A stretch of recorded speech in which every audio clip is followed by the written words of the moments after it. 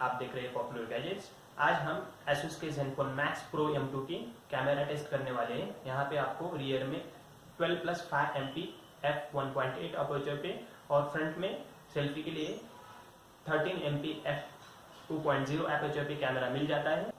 इस वीडियो में मैंने इस मोबाइल के कैमरा को यूज करके बहुत सारे सैंपल्स इंसर्ट किए हैं, जैसे कि 4K full HD video recordings दिए हैं EIS के साथ और विदाउट EIS के साथ, और उसके अलावा आपको बहुत सारे slow motions, time lapse videos और फोटोज में आपको 12 MP से 8 MP तक सभी तरह के सैंपल्स डाले हैं, जैसे कि आपको 16:9, 18:9 के सैंपल्स, पोर्ट्रेट शॉट्स इंसर्ट किए हैं। उसके अलावा आपको इसमें सेल्फी में पोर्ट्रेट शॉट्स और विदाउट पोर्ट्रेट शॉट्स मिल जाते हैं।